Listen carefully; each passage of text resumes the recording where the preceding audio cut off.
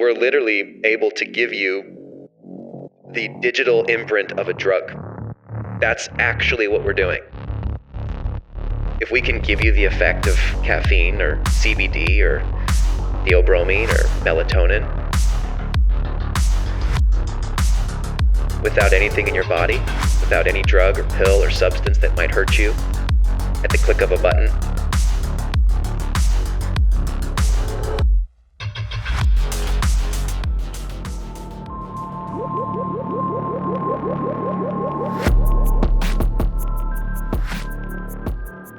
Scott, Donnell, welcome to Wellness Force, man. Good to be here. We're wearing these devices around our neck. We're going to talk about this company called Hapbee. Let's start right with that. Why is it a bee? Like, why is the bee on the device? Well, we like bees. It was a good.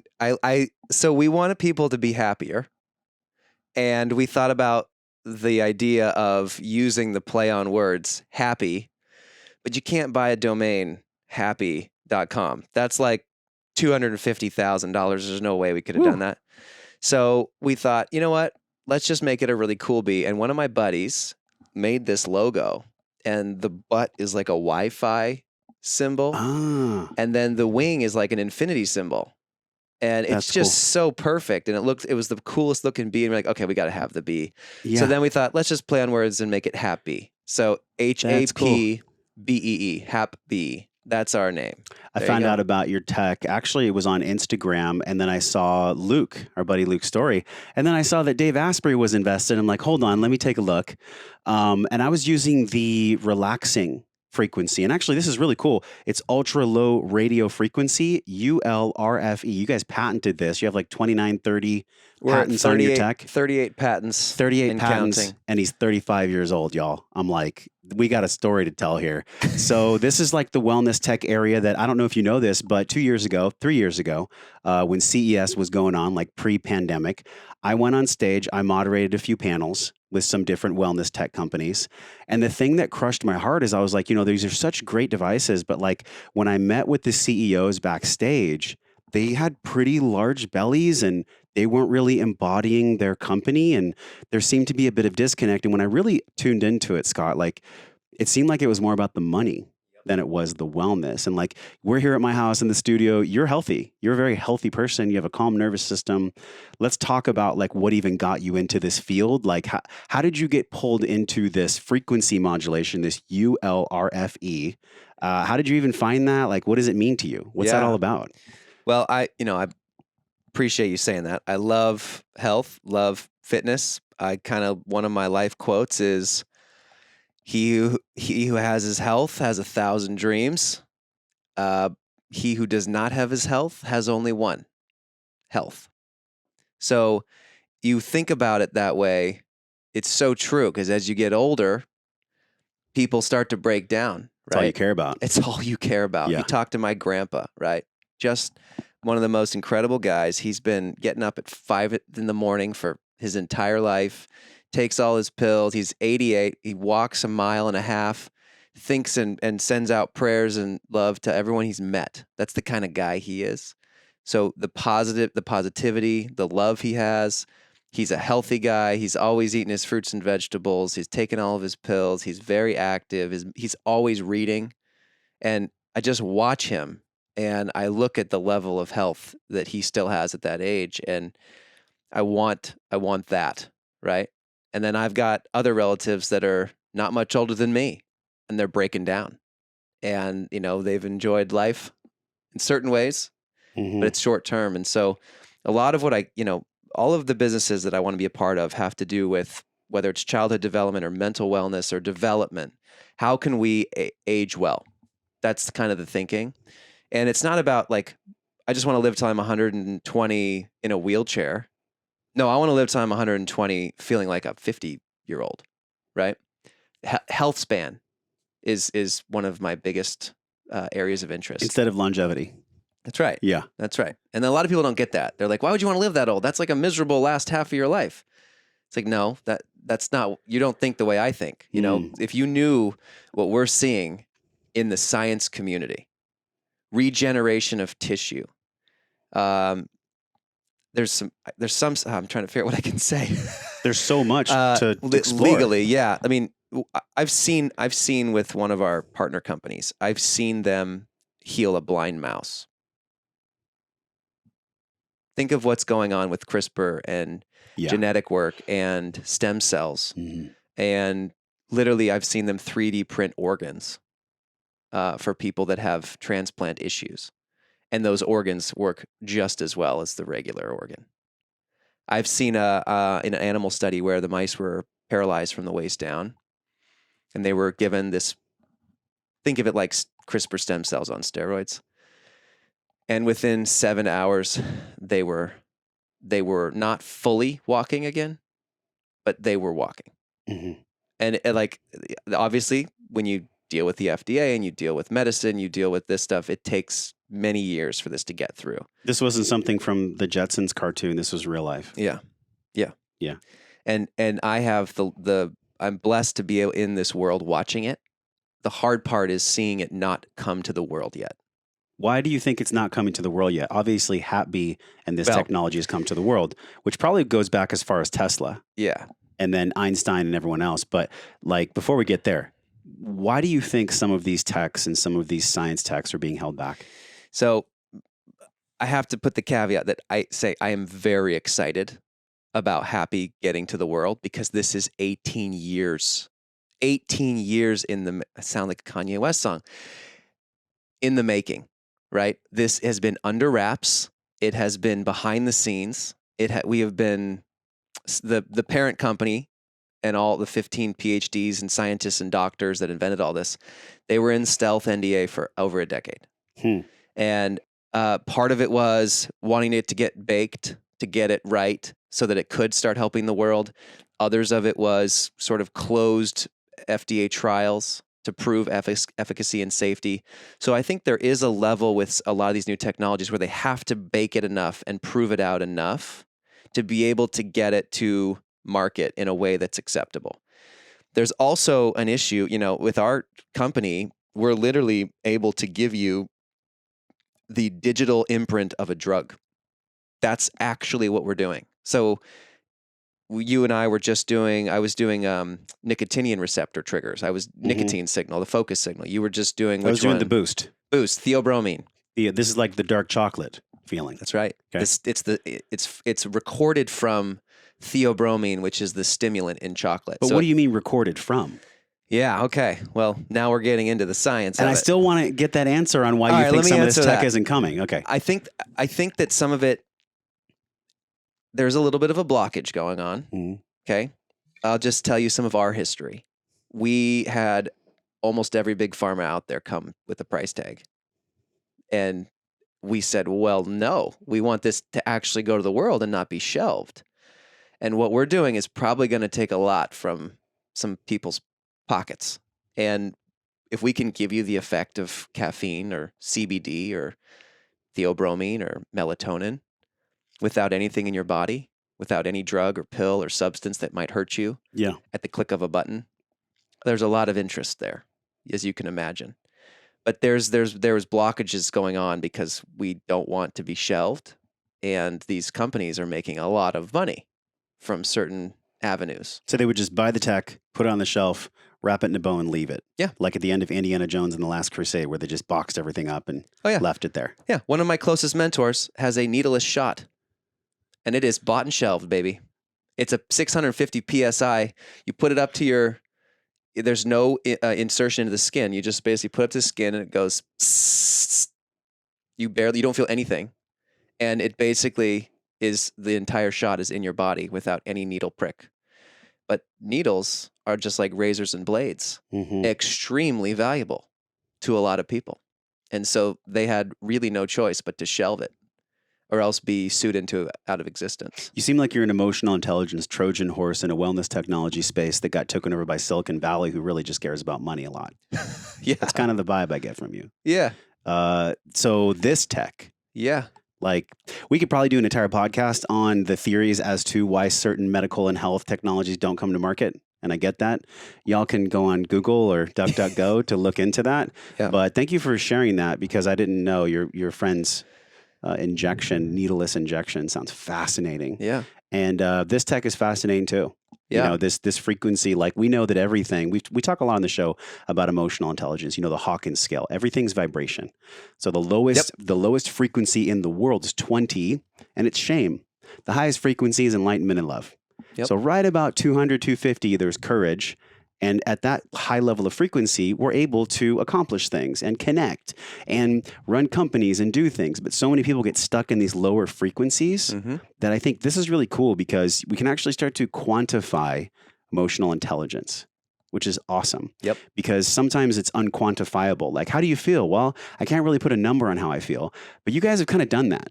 Yeah. So how did you formulate the tech? And there's 8 different frequencies now. Yep. And this is totally safe. It's like 20 or 30 times less radiation that's emitted from the phone.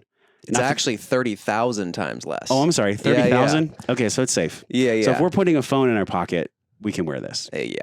But unpack that a little bit. So, yeah, I love that you talk about what this does to your body because our cells and our neurons, everything is connected through sound, right? Yeah. And Einstein said the same thing. He said, string theory, everything's connected at a subatomic level through frequency, through sound. That's how it has to be. I can't prove it yet because my technology of my time isn't there yet, but that's how it has to work.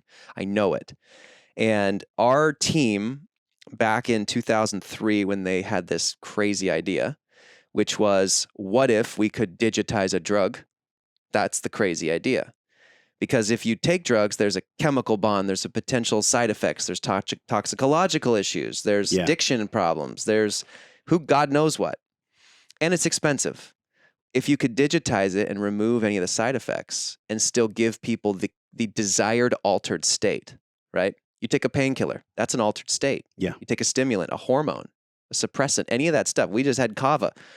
That is an altered state that we're trying to reach that will help our lives move forward, to engage with people, right? To think, to focus more, to relax more, to help you sleep better, to help you meditate better, to help you travel, to help you get a better massage. You know, I was just got a massage last week and they asked if we could do the CBD oil because it melts your muscles and it's incredibly effective for moving lactic acid out of your muscles. Okay. Like there's so much practical reasons. If you could digitize a drug, game over, baby. Yeah.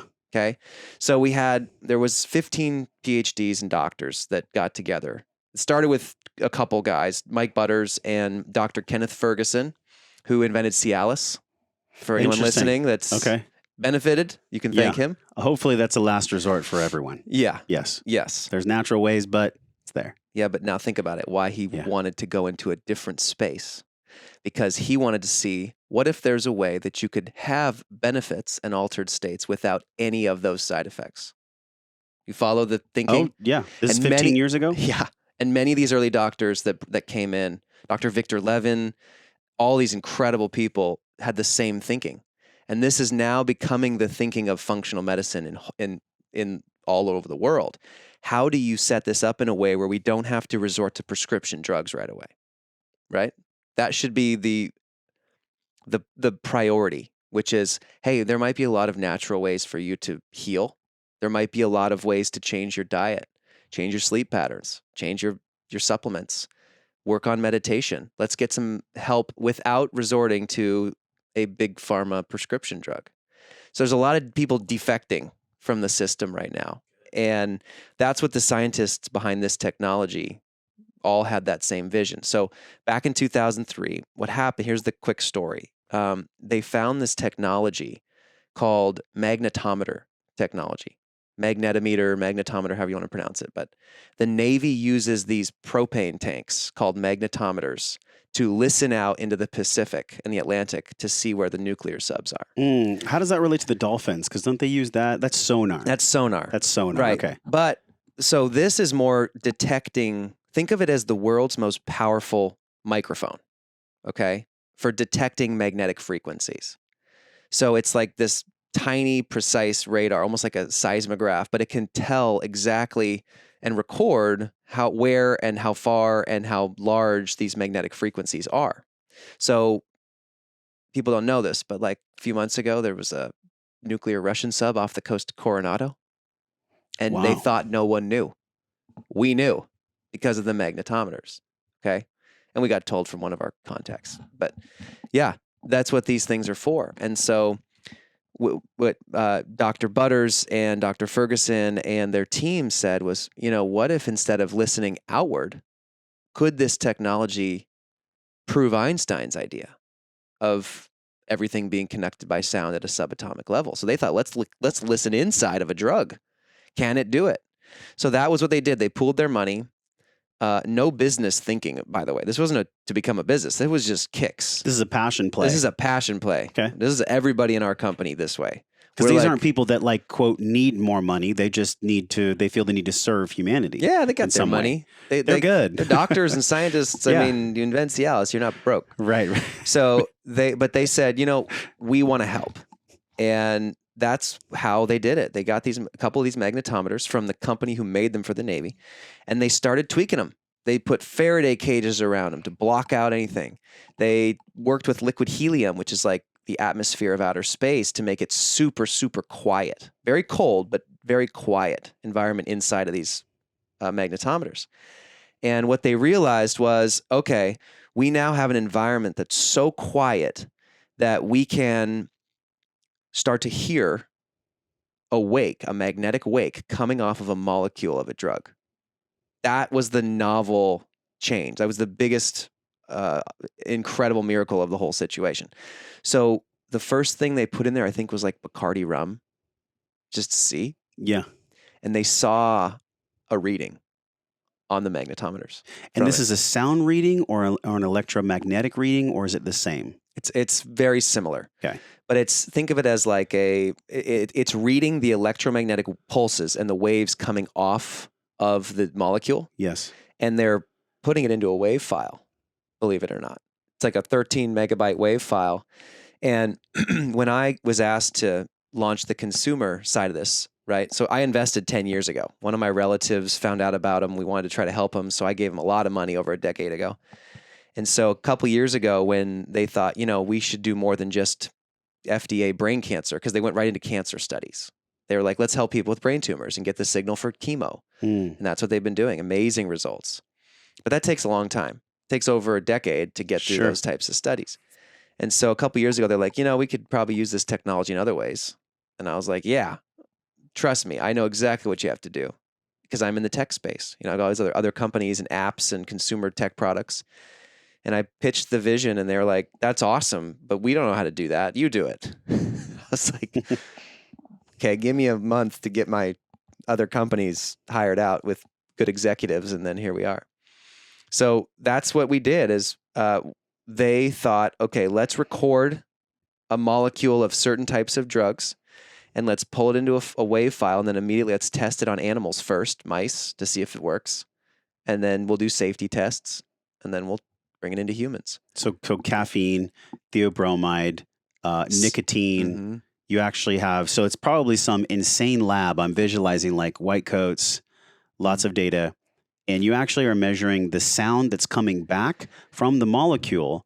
So like somewhat of a voltage or an action potential. So you can send that frequency on a modulated basis through a device. Yeah. So think of like these molecules have electrons oscillating in 3D, right? And we know full well that it's not perfectly recorded. Okay, that's very impossible to do. Mm-hmm. But we can get like a 2D snapshot of these 3D molecules that are oscillating, all these electrons oscillating and throwing off a wake. And these drug molecules are like, they're solvated molecules. They're in solution. So you're like, nicotine was diluted in propylene glycol. So we could watch it being dissolved and moving. And so that's the recording that we were able to pull off of these signals. My first skeptic, obviously I'm a born question asker and yeah, me too. I love skeptic questions. and all these questions. But I brought in all my buddies who are PhDs in science. I was like, before I wanted to start this, I wanted to get them to beat it up. And our biggest concern was, how do you get a 2D recording of a 3D molecule, and then replicate that? How do you know that that's going to work? It's like me trying to take you right now in person and then put you through a camera and make sure you work on the other side of it. Sure. And the response was, well, we don't think we're getting it perfectly. This is all the scientist team science team said is, we don't think we're getting it perfectly, but if you record over a time domain series, over a time period, if you're watching a molecule for 2 minutes and recording the whole thing like a song, you get enough of the structure of that molecule that you can then play back over time.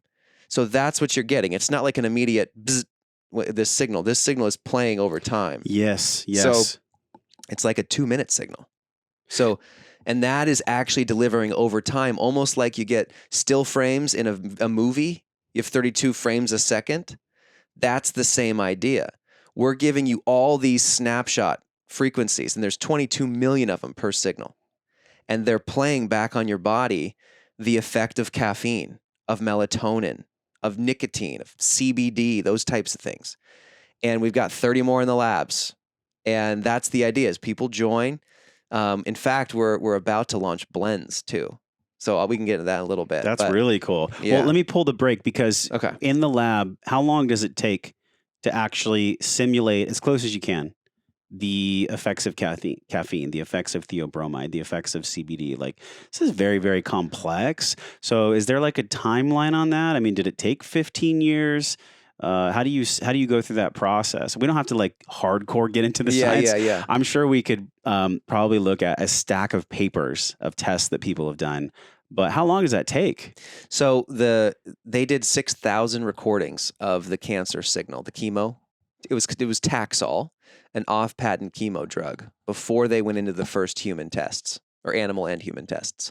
6,000 recordings. So you can think about, each one might take half an hour, right? That took years to get, because they were dialing it in and trying to study it and figure out like patterns in them, because you actually can overlap them and start to see similar patterns in these molecules. It's unbelievable.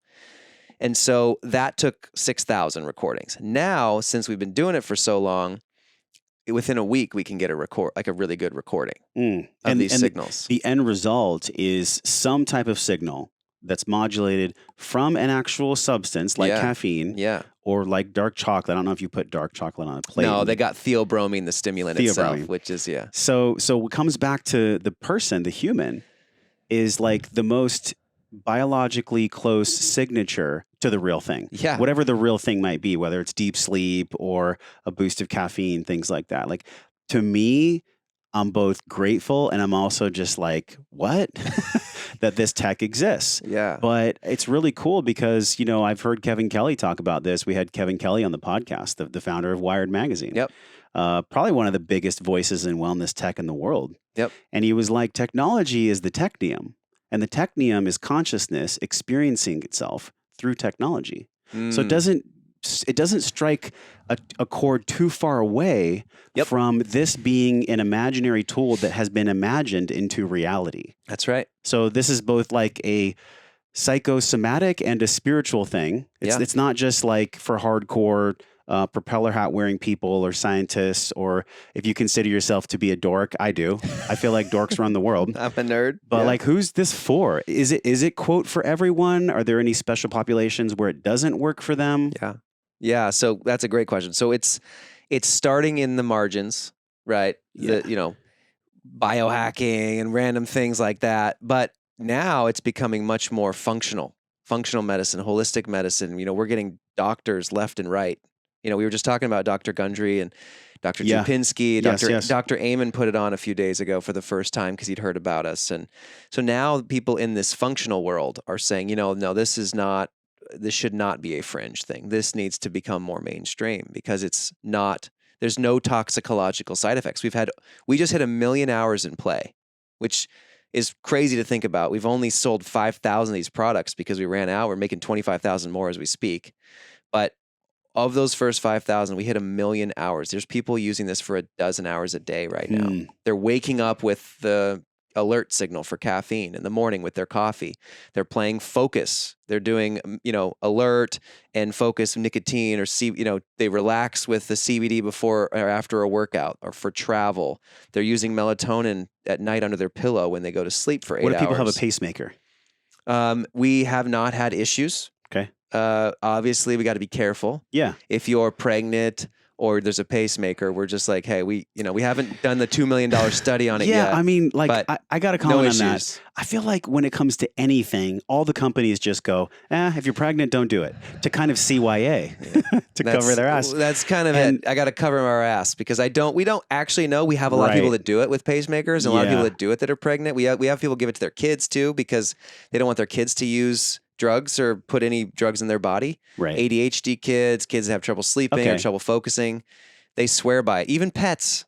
We have a bunch of people who wear this, turn on the focus or relax signal or whatever, and their pet curls up beside them and just passes out. Okay, so we're going to go into pets soon. Let's go back into this a little bit because in prep for our conversation, a couple things in media and even on your site, and we'll have this in the show notes. So you guys go to the show notes, wellnessforce.com/podcast. And in the show notes, you're going to find this study you guys did, and it's on covalent and non-covalent bonds in the body. Yep.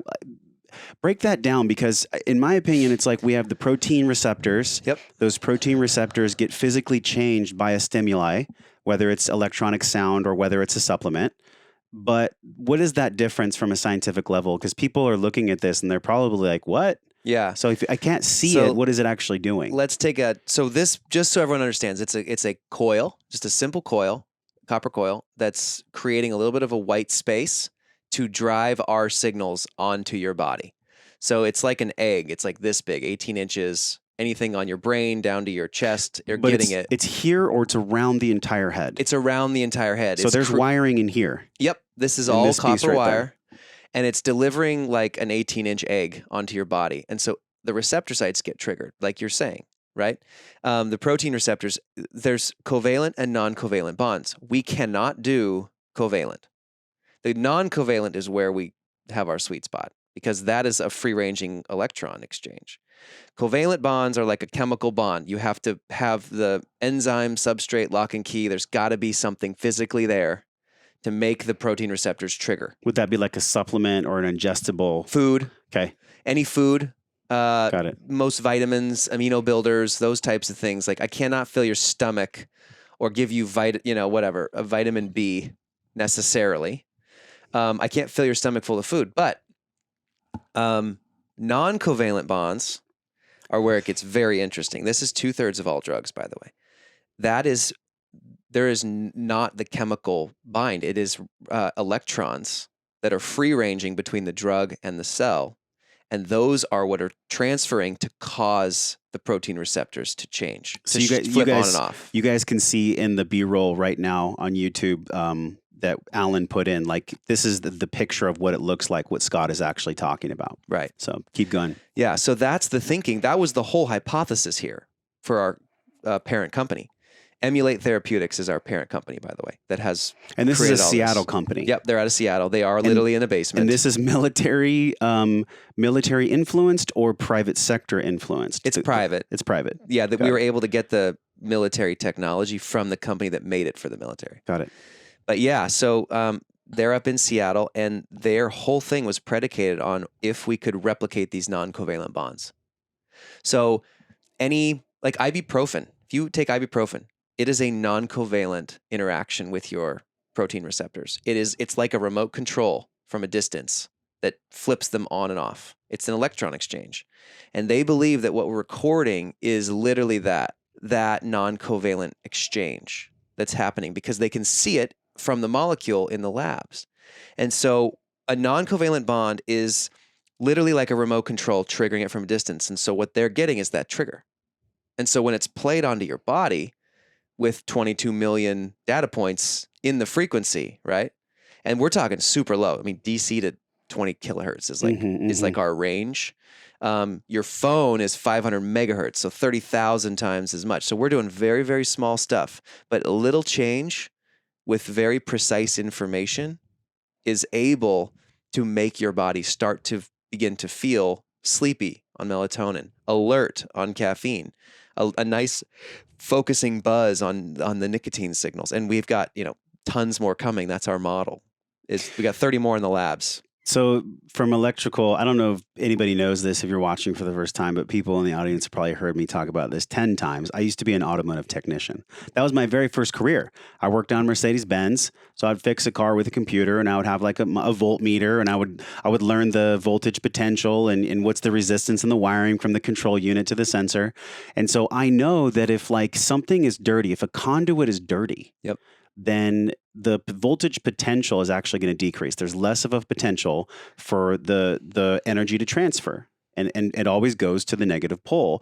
So if somebody is dirty, and when I say dirty, I mean unhealthy, Mm-hmm. or maybe they have a lot of toxicity in their body, or maybe they have a lot of subcutaneous fat or mesentery fat.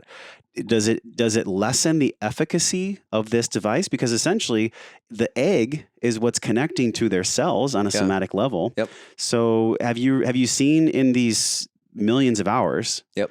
Are there some people that it's a good fit for, and some people that feel it less, depending on their constitution? Yeah. That is a good question. There are a couple things we're starting to see pattern-wise, and this is fascinating. There's some patterns we're starting to see come out that make it where somebody either feels it right away very strongly, they're very sensitive, or they don't. It takes them 5, 10 tries, right, to get the feeling to go. Mm. I mean, my CTO, Sid, it took him 31 tries to finally start to get the CBD relaxed signal. It just took him forever. He's Wow. like, I can't do it. It's not working. It's not working. Maybe he has less CB1 and CB2 receptors in his Yeah. body Yeah. than the average person. Yeah, was able to get the focused nicotine right away. But some people Yeah. are just different in those ways. If you feel most of our signals right away, you've done a lot of brain work before. Okay, they usually have dealt with a lot of trauma, like they've actually dealt with it, not experienced it, but actually have it moved through their body, Mm-hmm. and they've become much more of a calm, loving, heightened conscious person. Okay, and especially if you're sensitive to your meditations, if you've done Muse or EKG work or brain work, if you're somebody who is able to master that or has been just doing that, you'll feel our signals much, much faster. If there is a trauma buildup, if there's a blockage from trauma, that can literally block our sensations, because people aren't able to connect with their emotions, period. And at the end of the day, we're not creating this metabolic chemical bond. Like, if somebody's got a lot of trauma and they start drinking themselves to death, they'll get it. They'll die. Sure. Because they've got all the metabolic issues, right? They've got all this stuff in their body that's slowly killing them. And when you drink alcohol, the byproduct out of your liver is formaldehyde. Okay, so we're not talking about that, but with the non-covalent aspects here, we're only giving you like a medium dose of any of this stuff. Okay, you can't get drunk or high or passed out or super like caffeine overstimulated. It's a nice ride. Yeah, the whole way through. What I heard from you was a lot, but one thing that stuck to me when you said people that have trauma, because there's capital T trauma, physical abuse, sexual abuse.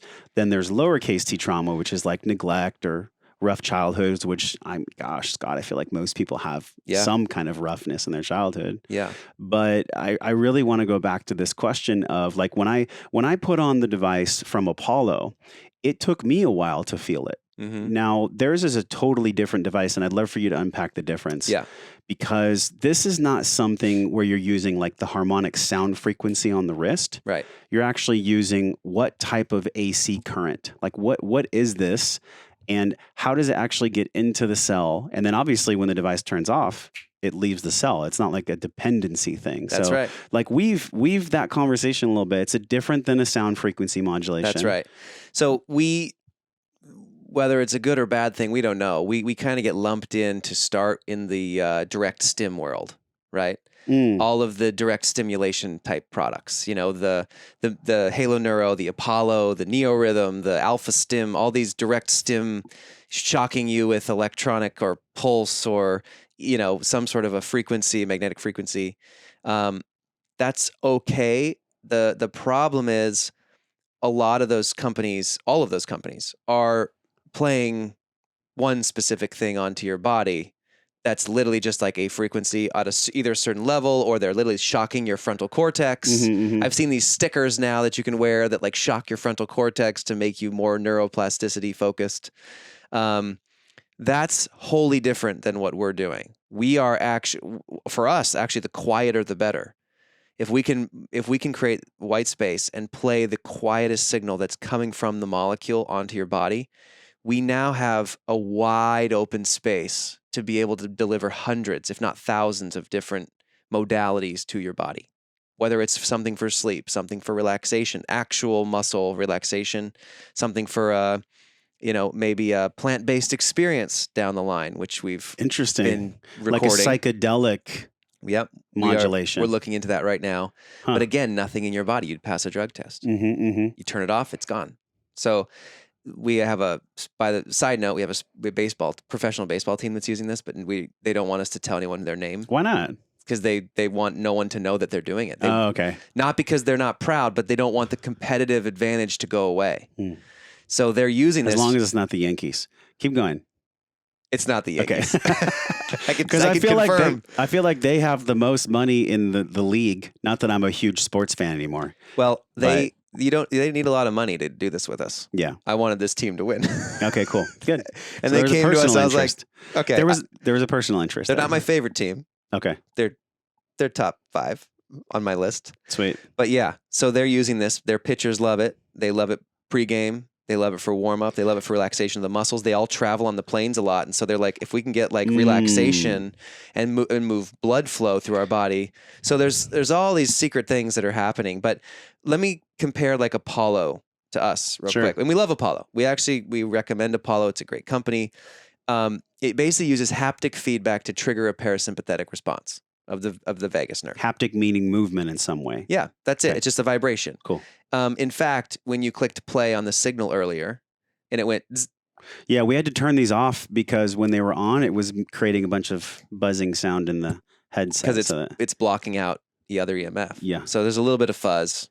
But yeah, so Apollo is literally that little haptic chip that we have in here to let you know that the signals has started. That's all Apollo is. It's the same chip, actually. And so they're just using a low dose of that to vibrate at a certain level to trigger that vagus nerve parasympathetic response. Very simple, very effective, but very simple. We are doing something completely different. So whereas they're successful in their own right, triggering that safety feeling and a few other triggers with just a small buzz, we are using 22 million signals per data points per signal to actually make your cells respond in a very, very specific way. So we're actually looking at appetite suppression, sexual health. If we can help you increase blood flow, that's a huge fascinating. win. I remember 2 years ago, Scott, I had Tom Bilyeu on the show, and he made a company. He partnered with a company called Modius. And it's a device you wear on the head, and it was supposed to downregulate the hypothalamus, and I think it was going to reduce ghrelin and increase leptin to make you feel more full, the hunger and the satiety hormones. And I always wondered about that because I thought, okay, these synergistic feedback loops exist in our physiology for a reason because nature's so wise. I mean, we're trying to, I believe, make science a god. And so for people with that mindset that really want to mimic nature, I heard you explain it a little bit. Like you're getting as close to the natural things as possible. Yeah. Is one of the main benefits of this like cost savings so that people don't have to buy extra things? Is it maybe like they're addicted to caffeine and they want like another stimuli that's mimicking it but a little bit less chemically dependent? Like what are some of the benefits that maybe surprised you the most in production of this, and also that you've heard back from clients? Our biggest use is better sleep. People put it under their pillow for 8 hours, and their deep REM on their Oura ring goes up a lot. So they're going from like the 70s to the 90s or the 60s to the 80s. Yeah, the data doesn't lie either.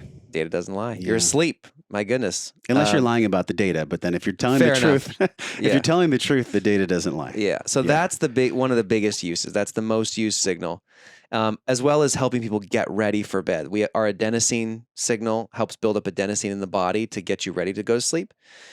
We call it the bedtime signal. And so people put around their neck while they're taking off their makeup and brushing their teeth and doing their nighttime routine. Mm-hmm. And it just gets them so much more in a space, a calm, relaxed, heavy eyes, yawning, like ready for bed. And they almost see it too, not necessarily because of the drug signals, but because of the habit that it forms. Like when I put this around my neck and I turn it on, it helps me. Oh, this is the time where I'm going to block out all the other stuff. Like, there's a behavioral ritual aspect. Yes, that helps us a lot because people do the same thing with emails. They put this on and it's like their superpower. They put on the nicotine signal or the caffeine signal and they're just going. You know, we have hundreds of people. They're like, I get 4 hours of work done in 1 hour with this around my neck.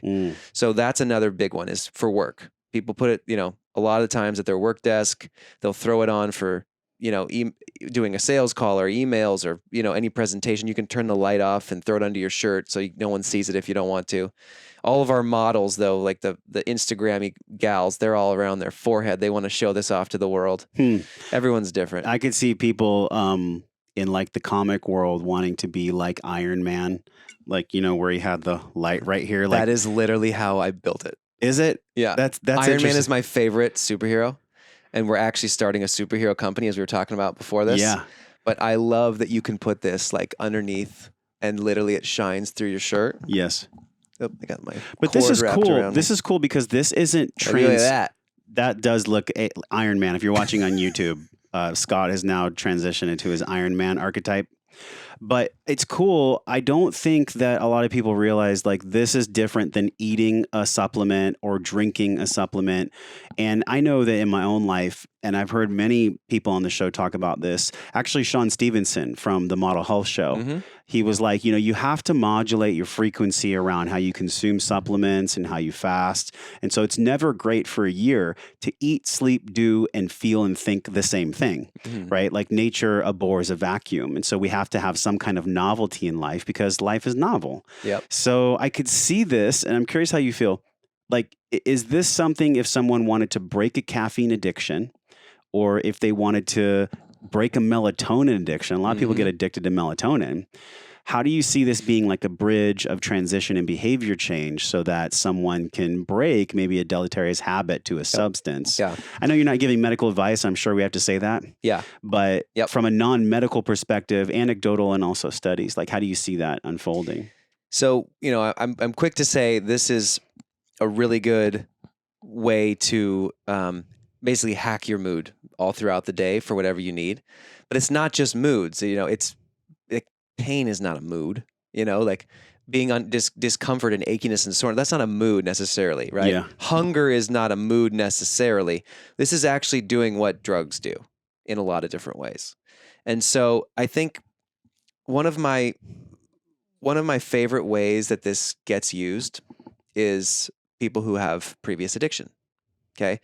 Got to be careful, like labeling this tech as the addiction recovery tech, because it's not. We have thousands and thousands of people that don't have any addictions. They just really want to cut back on substances or pills or things that they don't want to be addicted to or want to use too much of, right?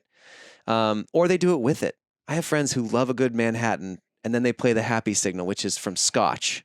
Oh, does it amplify whatever's going on with the alcohol or with the? Dave Asprey does the caffeine signal with his Bulletproof. How about marijuana? We're not condoning illegal substances here, y'all. But if we wanted to use marijuana, yeah, I mean, right? well, If you wanted, look, is there a frequency that's similar to that? If you turn into a frequency, there's no marijuana. Exactly. There's nothing in your body. That's why it's so powerful. We got the relax and calm signals for you. And maybe these future psychedelic signals as well, without the psychedelic being ingested. CBD is right there, and it helps with muscle relaxation. We have a lot of people put in their low back on their work chair when they're working. Yeah. What do you say to people that are like, Scott, if it's not the real thing, then I don't want it? Like with that mindset, if somebody has that mindset, when they're like, why is the tech gonna somehow make me feel like I've had a cup of coffee? Like, how would you address that? Yeah, I mean, we're not trying to get anyone to cut back necessarily. Some people want to replace, some people want to cut back, some people want to double the fun, right? Do whatever you want to do. For us, it's an easy, simple way at the click of a button to help yourself engage more in the world, to focus more, to be more relaxed, to sleep better, to have a nicer morning, right? Yeah. That is the benefit. You know, I love the taste of whiskey responsibly. You know, my wife loves the taste of a good chai. You know, like we're Sure. not telling people to never like be a, you know, I don't know, be Amish with any substances, but we want them to be able to get something on command that helps them throughout the day, right? That's what our technology can do. And long term, it's way more than just your morning cup of coffee, right? We're talking about appetite. We're talking about soreness and achiness and issues with your body. We're talking about psychedelic work. We're talking about blood flow, right? We've been talking to so many senior homes about blood circulation. We're actually making a bed form factor right now with Chili Sleep to help with sleep. It's literally a mattress topper that has your whole body can have it. You don't have to wear anything around your neck anymore. Interesting. Yeah, so there's a lot we're doing. Talk to 8 Sleep as well. Yes. Matteo Franceschetti, I think that's right. Franceschetti. We had him on the show. I have the bed we have the king size. I love it. It's amazing because it does thermoregulation, which for people who don't know, you know, we have these sleep cycles with the REM, the deep sleep being the most healthy. It's where it cleans the toxins in our brain so that we can recover better. But I could totally see, I always wondered, like, why aren't they putting any kind of PEMF or your technology into a bed? Yep. I think it's because there's so many tests and regulations and safety precautions that have to be in place first before you do something like that. But for people that have heard of PEMF, you know, I have the higher dose mat here in the studio, right on the floor. I love it. Talk to people about the difference between PEMF and your technology, because this ulRFE, totally different than PEMF. Right. At first glance, people might be like, oh, it might be the same thing. It's actually totally different. Right. Completely. Yeah, and it kind of goes back a little bit to what I was saying earlier about the Apollo and the other groups. Like PEMF technology there's nothing wrong with it, right? Like it actually helps your body. But again, it's very basic. It's very kind of one-off direct stim. Or a series. Some people build like a series for you. But there's a complete difference between that and emulating the effects of a drug molecule, right? Do you see the main difference? That's clear. That's really what we're talking about. Yeah. And so I don't think PEMF is ever going to be like right now. PEMF's like, yeah, we can help stimulate, we can help relax you, we can help with these types of things, but we're just going to get so intricate with all the different types of ways that we can affect the body positively that it's just going to kind of leave them behind. And so they have been able to kind of roll out the red carpet for us in a lot of ways, but this is just the first product for us. Our goal is to partner. We just found a way to put this in cloth now, like a tiny little piece of tape. Not tape, but it feels like a little bit of like it's like a mesh tape that goes inside of it that's very lightweight. You won't see it. Yeah. Now we can put this inside of clothing. That's what our mattress topper sheet is going to have. Check out a company called Hexoskin. Okay. I forget the founder's name, but he was on the stage a couple years ago with us at CES. Okay. And that is an interesting wearable because it's actually like getting your biometrics from the shirt that you wear. I mean, this is like super next level. It's honestly a different lane than what you guys drive in. Yeah, they're just getting readings on data from your body. They're getting these athletes, you know, they're measuring like basketball players' heart rate and their HRV through their shirt. Yeah. But for you guys, like this really is for the person who maybe wants to meditate more, maybe wants to sleep deeper, maybe wants more energy. To have more energy, more focus. But none of these things are guaranteed. Like, I'm not going to bullshit anyone. This isn't like you're going to put on this device and your life's problems are going to be solved. How do you formulate that conversation? Like, what are the behavioral and the ancillary things that really help the Hapbee do its thing? Yeah, well, we're a tool in the tool belt. It's as simple as that, right? We, you know, there's no replacement for good diet, good sleep, good breath work, good spiritual practice. Well, unless you have movement. an infant, because I haven't been sleeping that much. That's why we had to reschedule this, which it's perfect timing. But wow, like Yeah. parents, I feel for you. I got like 3 young kids too. You're a Same father boat. of 3, so you know, like, and it has been really cool. I never use the other frequencies. I use the sleep. Yep. But go back to what you were saying, like the wheel of wellness that surrounds the Hapbee. That's right. We're just a tool. Like we're not the catch-all. We're not going to fix everybody's problems. But what we can do is be right there as a perfect assistant for you, like quickly, right? If you want to like think of this as like an easier version of sleeping pills and something that helps me with like energy in the middle of the day and some of my supplements and some of my coffee or a nice alcohol happy hour feeling or all in one, that's what people really prefer. They're like, okay, I'm not necessarily going cold turkey from everything in my life, but this really helps it be right by my side when I need it, because there has been a lot of pain points lately where I don't want to have to go to the store and go get this or go to Starbucks and grab that or go to the kitchen and make up something for this. If they can get those benefits like right away without anything in their body, I did save 50,000 calories last year not drinking. Instead of having 3 whiskeys, I had to have 1. And I'd play the signal, right? Great. Your liver probably appreciates you. That's too. right. So, Yeah. there's so many other pieces to the health pie. Yeah. But what you mentioned earlier with Hexoskin is really interesting, because long term, our next stage of the company is coming out this fall. We're going to be launching blends and partnerships. So Dr. Gundry is going to be doing stuff, and Dr. Drew and Dr. Amen just tried it last week. Chili Sleep, Dave Asprey, Jim Quick, like the whole gamut. They're going to launch their own blends, mixtures of our drugs for all of the things that they care about for their audience. When you say drugs, though, you're talking about Signals. Signals. Yep, no drugs. Yeah. So they're digital drugs, y'all. Digital experiences. Drugs. So Jim Quick wants to work on it for memory, right? We have methystothin and cavanase. Okay, like those cavane molecules, like those signals are in our labs. They're in our library. We have a lot we have not launched to the world yet. And so that's the next phase of the company, is bringing in those partnerships with the right people that they can bring to their audience, right? And you don't have to subscribe, right? It's a couple $100. We're talking like $300 here. Mm-hmm. And you don't have to subscribe to get all this stuff. You're going to get a couple of signals for life, whatever the couple that you want for life in like a couple months. That's the plan. And then people can upgrade if they want to the membership to get a ton of other stuff. But that's the next stage. And then the next stage after that is starting to work on biosensors. Imagine having your Oura Ring track your emotional state, because they can't fix it. They can just tell you where you're at. Yeah. But what if that could trigger a response with your Hapbee, right? Imagine having something like Hexoskin that is tracking your HRV and your heart rate and can tell when you're anxious, and then say, hey, it's time to give you something to help relax you. And you're like, oh yeah, I'd love some help right now because I am very stressed, or something like that. Oh wow, it looks like it's 10:30 or 11 o'clock at night, and you're trying to get a good night's sleep, and you're in your room. You're not out at the bar or something with your friends. You're trying to go to sleep, and it looks like you're struggling. Can we help you with this signal?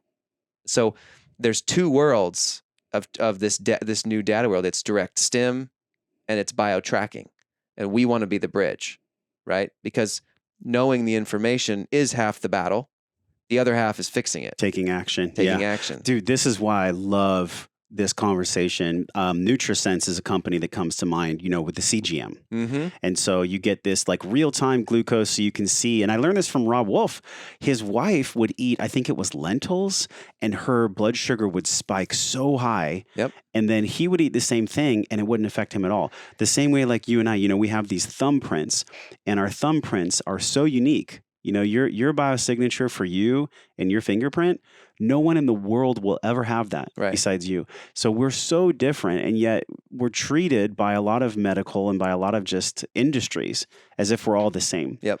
And I've never agreed with that. And so I'm right there with you. Like, having a device that tracks us is great, but having a device that actually does something for us, I think is even greater, because the external locus of control for most people is hard to tune into. Like, behavior change is hard because there's so many other factors that cloud people from focusing on the behavior change itself. That's right. And so I'm curious how this behavior change conversation has come through for you, from your own personal story, and also with clients and customers. When you went IPO, I think you had to go to the doctor's office. You were struggling. Yeah. And in my notes, I was reading this. My and mental breakdown. You had a mental breakdown. We were talking about it before we recorded the show, and now here we are. But tell us about that, because you're also your own, like you eat your own dog food. You're also your own customer. Oh yeah, I'm probably one of the top users out of 5,000. So you've logged thousands of hours at this point. Oh, absolutely. Yeah, this thing actually saved my life. Like I can, very rarely can you actually say that about one of your things. But so we were going public last year, about a year ago, and we were listing in the Toronto Exchange, the Venture Exchange. It was a great way for us. You know, half of our board is in Canada. They had a lot of great connections.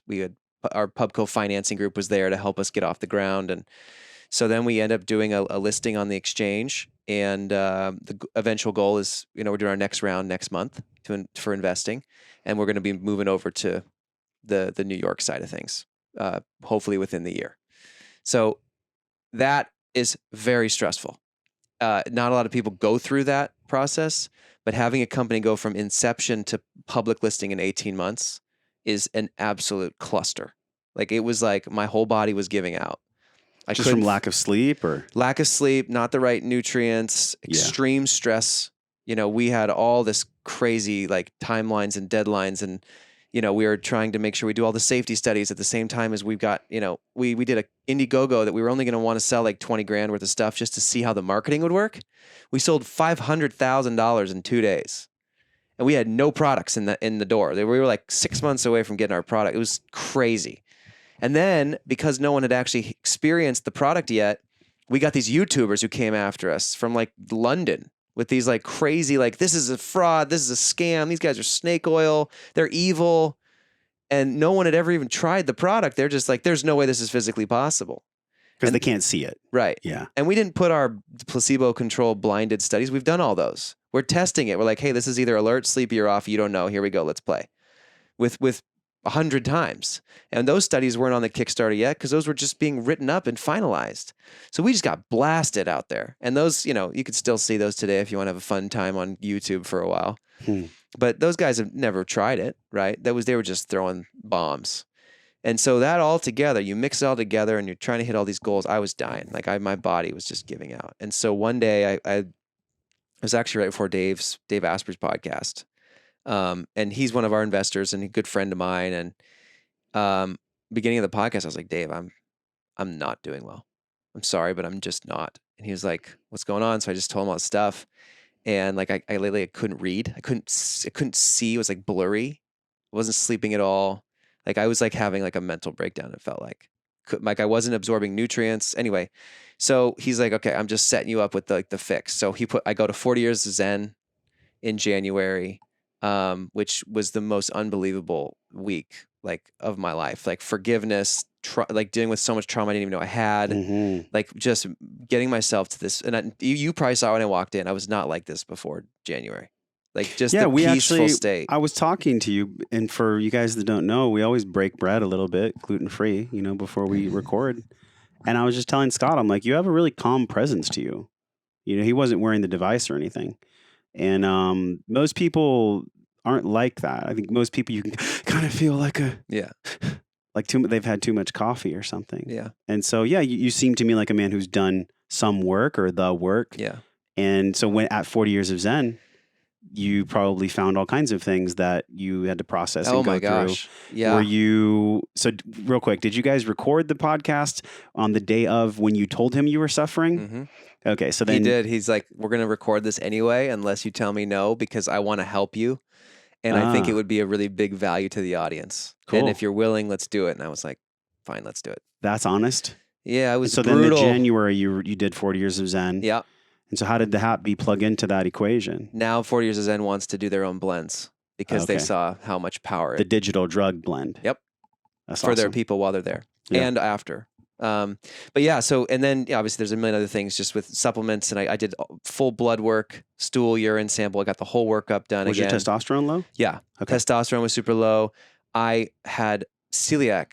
Didn't even know. What? I had a parasite in my gut that was eating me that I had no idea. I was probably from El Salvador on a crazy surfing trip 4 years ago. I knew something happened there. I just didn't know what. And that was it. And so I had villi sloughing off of my intestines every day because it was just, I was eating the wrong food and I didn't know about the gluten intolerance and all this stuff. And it was just killing me. I wasn't getting any nutrients. I had not just low, I had no vitamin A, D, B5 and 12, zinc and manganese, like zero. I didn't even come up on trace minerals.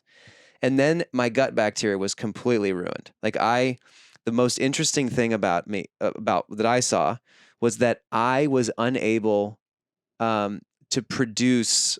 I'm blanking on the type of acid that my gut produces. The HCl. It's the one that triggers your GABA relaxation. What's the one? There's something that is in your gut. Butyric acid. Okay. It was butyric acid. I wasn't able to produce that because I had such bad gut health, that the butyric acid is what actually triggers your GABA nervous system to calm you. So I physically was unable to be calmed.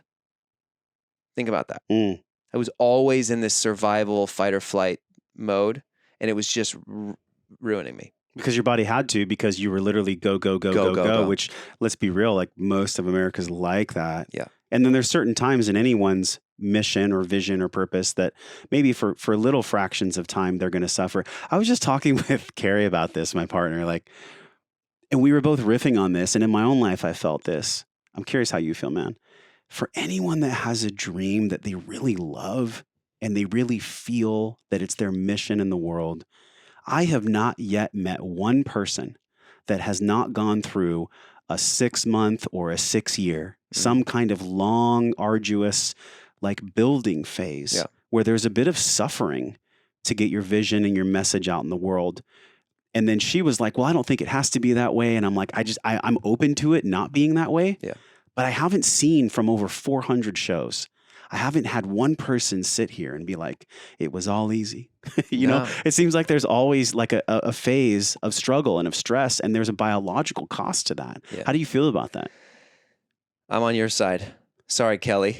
I think there is just toil and struggle, and it's a lot of it is us evolving. Yeah. Because if you can learn, you have to learn by doing. You have to fail to learn. If you everyone knows the trust fund kid who's super smart, who gets good grades without trying, and then all of a sudden he's 25 and an absolute menace to society. Sure. Because you've never struggled, you've never toiled, you've never been through it, right? Irritated oysters make pearls, right? You've heard that sentence. That is so true, because if you're going to do something worthwhile, you have to be the person that's doing something worthwhile, and it takes refining. And so everyone that I know in all of my masterminds and all my close mentors, they've been through the ringer. I don't know anyone who hasn't. They have all been through, and they go through them randomly. But you shouldn't be terrified of it. You should see it as you either win or you learn. It's not win or lose. You win or you learn. And all of my mentors that have all had, they're incredible. I've got 10 really, really close mentors, all amazing men and women. Half of them have been divorced or estranged kids or bankrupt or miserable nightmares and lawsuits and websites crashing with 10 million people on. 5 of the 10 of them are multi-billionaires that are incredible, incredible people. They've all been through misery, and they've learned so much from it. Their countenance is different when you go through something like that. And it's so endearing to watch, because I'm like, okay, do I want to just have pain and sign up for pain? No, not willingly. But if I'm in the pursuit of something that's good and something that's right and something that's true and that needs to go to the world to help the world, I'm willing to suffer.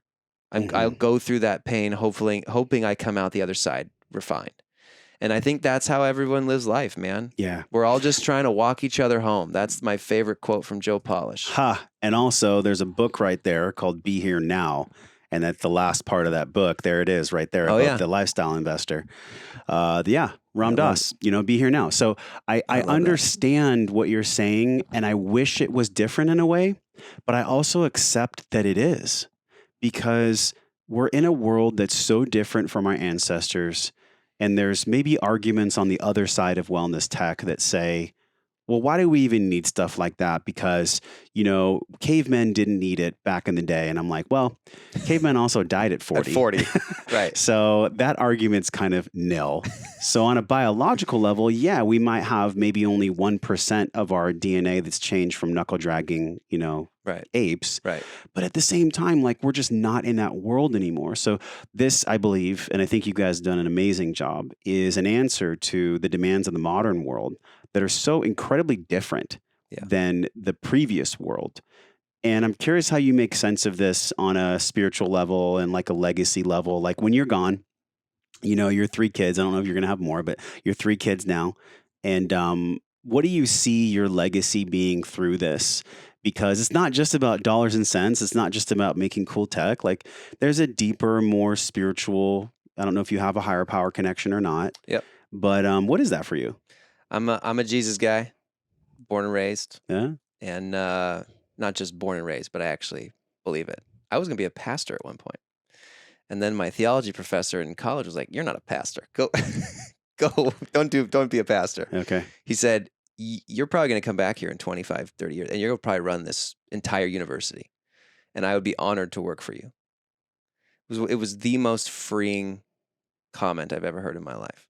He literally, as a 65-year-old, brilliant, world-renowned psychologist and theologians, telling me this, that I can become a leader in the community, in the business world. And so I saw that as my mission. Okay, now I love business. I think business because it's such a way to help so many millions of people so quickly. Yeah.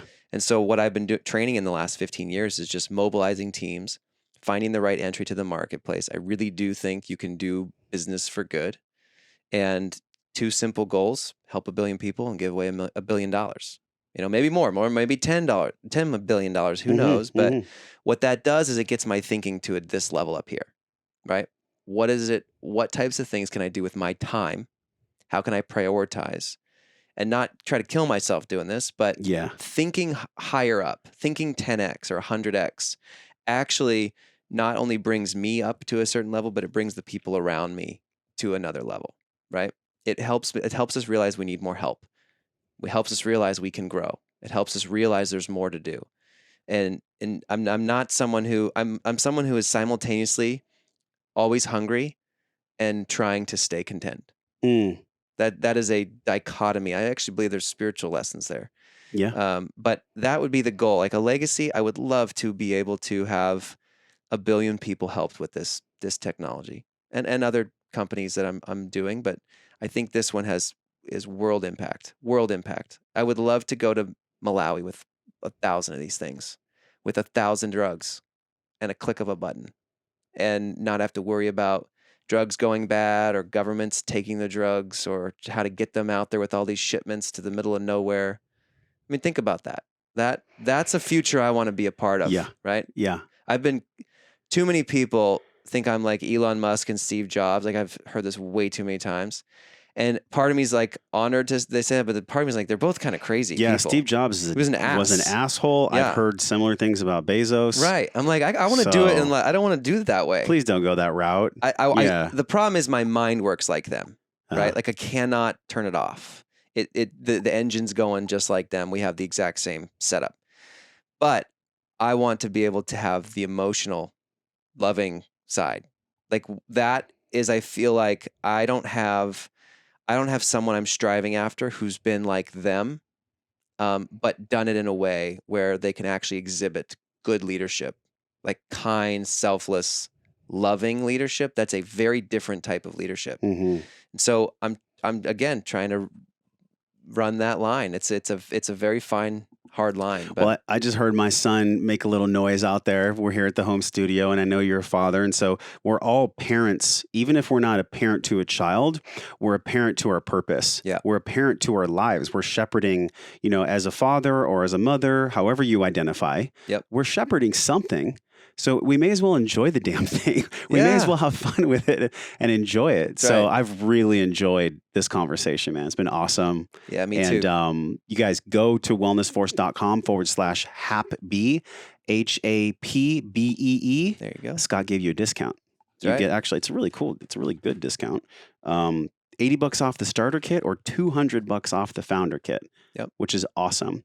Is there anything we missed? We covered a lot of ground, from like the science, the spirit, the Yeah. story. Like, is there anything we missed, or have you been on shows and wanted someone to ask you something that maybe somebody hasn't asked you yet? Dude, this is up there. I can tell how this is your unique ability. You're very good at interviews. And so man, I think most everything that people want to know, we hit. Yeah, we did. And the But, show notes are going to be deep too. So make sure you yeah. guys go to the show notes. All the science, all the research. So whether you're like the scientific minded or you're the spiritual minded, we got you. It's all going to be there. Absolutely. Yeah. Yeah. And I think, we're excited for the next year. If you're listening to this in several months from now, we'll get a bunch more signals coming out. Our goal is to launch new blends starting in like a couple months, and then just go hard and give people so many more experiences. Our goal is to be exponential with how many different types of experiences people can have in the app. So the more we have, the more valuable it is to people, and that's the goal. Amazing, man. And at the nexus of all this, is like the wellness technology, the financial health, emotional health, spiritual health, mental health, wellness in general, I think sits in the middle. Because if we can have mastery over all these different, what seem bifurcated segments, they're not. They're all truly connected in every way. But what does that even mean to you? If somebody asks you how you define wellness, how do you live your life well? What does wellness mean to you? Wellness to me is basically waking up, and this is a lot of things in one. Waking up every day and being able to do, think, believe, and say what I want to that day, and not be restricted. So whether it's going on a walk or hanging out with the people I love, right? That's wellness at the end of the day. It's freedom. Wellness is freedom. And that's true in entrepreneurship. That's true with your closest relationships. We just, sounds crazy, but we just did like a people audit in our lives. And are there negative people that are drawing us back, and people that we might need to not give as much central focus in our lives? Still love them, help them where we can, but not give them that level of intense control that can hurt us. Mm-hmm. Right? That's wellness. Like, you have to prioritize who you love, who's dear to you, and yourself. And if you can do that in all these different sectors, you're going to live a longer, healthier life. I love your definition. I've loved your presence, and you strike me as just such a breath of fresh air for somebody who's involved with tech. I've seen many of them. So you got to hear the story real quick. So my friend is BJ Fogg. Tiny Habits. Tiny Habits. Yeah. He's in Genius with me. He's been on our podcast. Cool. He's a dear friend. He lives in Hawaii surfing all the time. That's what I love about him. Yeah. He was just on The Social Dilemma on Netflix, right? And he was wrongfully portrayed, because after it talked about how bad Instagram and all these social medias are for people, it cuts to him teaching at Stanford a bunch of kids about behavior science. And I think, and it was so sad to watch, because people don't know BJ. He's the nicest human. He's so sweet. He's so kind. He didn't know they were going to go off and build a $100 billion tech company from his ideas, right? He's got like 8 of the unicorns all went through his class. All he does, though, is help people hack their behavior. And he wants good tech. So one of my favorite stamps of approval with Hapbee was when BJ said, "You guys are in the good tech category. People are not addicted and scrolling on their phone with you. You are giving people feelings that help their life. You are helping people with addiction. You're helping people that can't sleep. You're helping people that need to relax, need to focus, need energy. Like, that is a win-win-win across the board. And you're not hooking them on a dopamine hit on a screen. You're literally letting them click play, like we did before this. Yeah. And then you can just go do your life." He's like, "You get the stamp." That's how tech should be. Okay. Well, let's continue that kind of energy and that kind of messaging in the world. So until I see you again, until Scott sees you again, go to wellnessforce.com/Hapbee. Pick up the starter kit or the founder kit. No code. You just literally go to that link, and they've created a cool page for us. So until Scott sees you again and I see you again, we're both wishing you love and wellness. Scott, thank you for coming on the show. My pleasure. Thanks, everybody.